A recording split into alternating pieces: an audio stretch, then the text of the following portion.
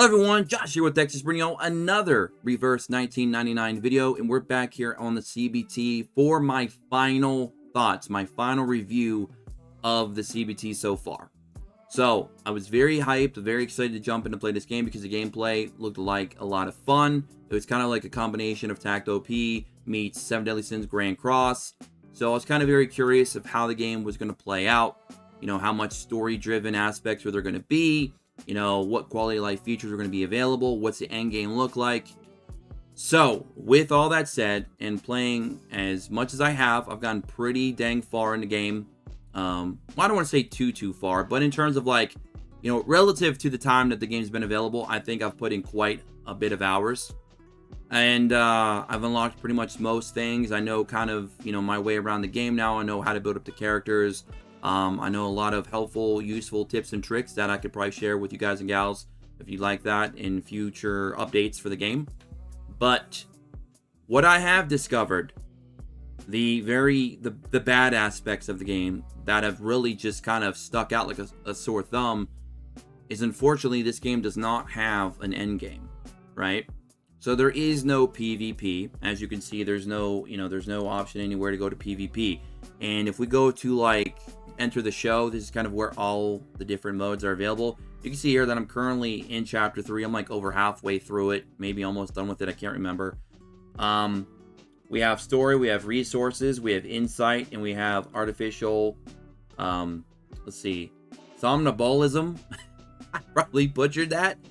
But yeah, we have this. Now, this is what I would like to say is pretty much their end game. I mean, this is pretty much about as end game as the game has to offer right now.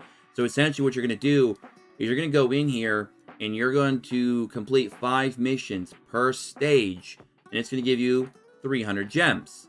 And it also will give you stars for all the missions that you've cleared. I believe you get 2 stars per mission cleared if you meet all the individual requirements, for a total of 100 stars. And I believe this resets weekly. So you're looking at about 50 fights, 50 missions, 50 fights, whatever you want to call it. You're getting about 3,000 gems, which is nearly 2 multis because it's like 1,800. So you're about 600 short there, and it's every week. So that's a lot of content there, but that's going to get very repetitive. And another aspect too that's missing here is this game does not have auto. There's no auto. You can't auto in this game. The only time you see auto is when you're actually doing the replay, which I'll show you guys an example of replay right now. Let's just go to a random stage here. We'll go to, which one have I fully? Okay, we'll do 14. So we'll go into 14 where we 2-star cleared because this game does not have 3-star clearing. It's 2-star clearing. So if we go in here, did I click the wrong? No, I didn't. Okay, so we're gonna go in here. We're gonna do the replay, and we're gonna go and do it 4 times. So what's going to happen is it's going to go in and it's going to replay one fight very fast, and it's going to be based on whatever your last saved fight was. So that's kind of like the record system, right? It's the replay system. So whatever you go in and do, let's say I go in and I do this skill, this skill, this skill, and this is what the enemy does, blah, blah, blah, blah, blah, throughout the fight, and I win. You then go in here and it'll do the same thing, but super fast. And it'll only have to do the fight once, but you'll get 4 times the rewards because you set it up for 4.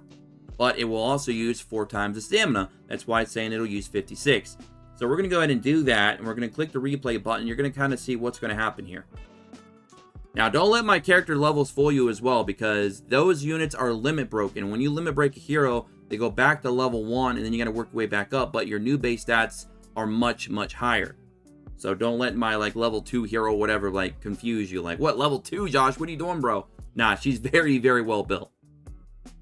So you can see here, it's just kind of going through the fight, kind of as if I was doing it before, but much faster. But this is literally the extent of the auto system in the game, and it's very unfortunate because a lot of this content becomes very repetitive, especially in story mode, where a lot of the fights that you're going to be doing, you know, early on are going to be more or less pretty easy, and you really don't want to sit there and just have to do it manually over and over. And there's a lot of side missions you have to do too. There's a lot of story in between as well that you have to go through, and it's just a very I don't want to say boring. It's just very monotone, right? It feels like you're playing in monotone or something. It's very monotonous. That's what I'm thinking of. So We don't really want to do that on a day-to-day basis every single day because it's going to get very, very boring. And again, it's not a word that I want to use, but it will happen. You will get very, very bored playing this game in that way because you're just going to be feeling like you're doing mindless content for no reason. And as you can see, it cleared it. We got the rewards, all that stuff, took all of our stamina, etc., etc. But yeah, so it's like if you were listening to somebody speaking in monotone, that's how I feel when I'm playing the game. Very monotonous. It's just not very, very fun. So that's definitely a big issue for me, not having an auto mode. The lack of endgame, no guild system, no guilds at all. The gear system is also quite limiting because right now, if you go in here and you go into your units, the only gear you really have is the side tube. Like, you know, when you go in and you feed your dupes, you're going to be able to make your skills more powerful. Okay, that's fine. The insight, which is basically the limit break system, it allows you to enhance your character further, which is also nice, I guess. You know, sometimes it can make or break your hero as well. Some heroes might not even be powerful until they're like insight 2 or 3, right? But outside of that, there's really not a whole lot of manipulation that you can do with your character to really make them stand out from other people's heroes, because there isn't really like a proper gear system. There isn't like 6 pieces of gear that I can play around with and build up my character in a way that I want to make them work the way I want, outside of getting a side tube, which is basically like an artifact or a memory in other games. That's more or less what we're having to work with in this game. So you're pretty limited in that regard as well, which I don't like. But again, it is, you know, there is no end game, so it's pretty much a pure single player experience. There's really nothing competitive, right? So that might like drive a lot of the whale market out of there, even the casual spenders. Even heck, free-to-plays might not even enjoy not having any kind of competitive modes. So I don't know really what their plan is for the future. I don't know if it's just going to be one of those games where, I guess, if you're very story driven, you love story games, you know, like ARPGs, etc., you might really love this. Like if you're a big fan of like Star Rail, you might like this game. Maybe outside the gameplay, because I'm not sure, because this isn't like a traditional turn-based. This is like, again, this is like Taco P meets 7 Deadly Sins Grand Cross, right? That's kind of what this reminds me of if I was to throw 2 names out there that are in, you know, more recent memory. If that's a playstyle that you can handle and you like the story-driven aspect, like from games like Honkai Star Rail, you might like this game a whole lot. But if you're like me and you're looking for some kind of end game, you're looking for like a main game to play, and if you're a YouTuber to cover, this probably isn't going to be the game for you because it is super, super story-driven. If you like to read a lot of lore, if you want to jump into the origins of characters and kind of discover what's actually happening in the universe of Reverse 1999, you're going to probably absolutely fall in love with this game. But even players that do like very story-driven games, does the concept of not having auto kind of push you away maybe? Let me know about that in the comment section below, because I'm very curious what you guys and gals think about that. Not having auto for your battle. Because, again, there's a lot of repetition they're going to be having to do in this game, and not having that is a little bit obnoxious to me. I feel like that should be a standard in most of these games. It is a mobile game after all. It does have a PC client. Obviously, I'm using the PC client right now, which is perfectly fine, but, you know, it's meant to still be played on a mobile device, and you don't have auto for your combat at all outside of the replay. That, to me, was one of the biggest daggers in my heart for this game, because I really felt like the game would be a lot more enjoyable if I could kind of speed boost through some of the more boring aspects and get to more of the fun and challenging stuff. But then when I got to the game and I got through Chapter 1, still no auto. Chapter 2, still no auto. I just come to the realization that there is no auto. And that, to me, is a big issue. Possibly deal breaker. Because I just feel like it should be a standard thing, a standard practice that these games should have, and it didn't have it. And then, obviously, you add on the fact there's no endgame either.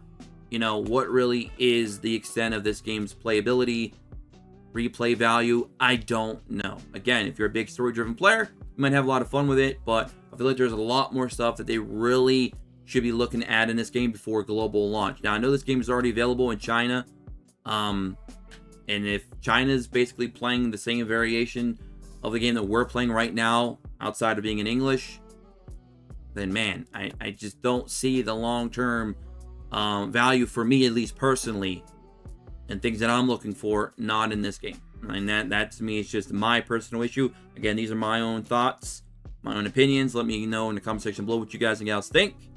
But I just kind of want to give you guys a little bit of an insight of kind of where I'm at with the game. And right now, I think the game had some potential. Visually, it looks fun. The gameplay is a lot of fun. I think the ultimate animations could definitely be improved because they're kind of boring and stale, in my opinion. You know, they're not very good, right? There's no cinematics, there's no CGI, there's nothing really interesting going on. If you were to look at some of these ultimates, you probably wouldn't even notice the difference between those and a normal skill. Put it that way, right? So there's definitely some things that the game needs to work on. Hopefully they take this feedback to heart. You know, I don't want them to take it personally or anything like that. I'm not trying to, you know, shit all over the game. I'm just trying to say that the game really needs a lot more. It's very bare bones to me at the moment. It could definitely be a nice building block, a good foundation. They can go from here, and hopefully they do something like that in the future, and we get some big updates. And by the time global launch drops, we have a really nice, well-rounded, polished game. Because again, the gameplay is a lot of fun, right? But if you're not into that story-driven aspect of it, there's really not much meat on the bones left there to really enjoy the game, and that's just unfortunate. But that's just my opinions and thoughts, all that good stuff and more. This is my final review. That's going to be it for me. Hope you guys and gals enjoy the content here at Excess Media. Don't forget to like, subscribe, tick notifications, and join me in the Discord in the description below. As always, until next time. Oh, and don't forget to, of course, follow us at Excess Media on Twitter. Peace.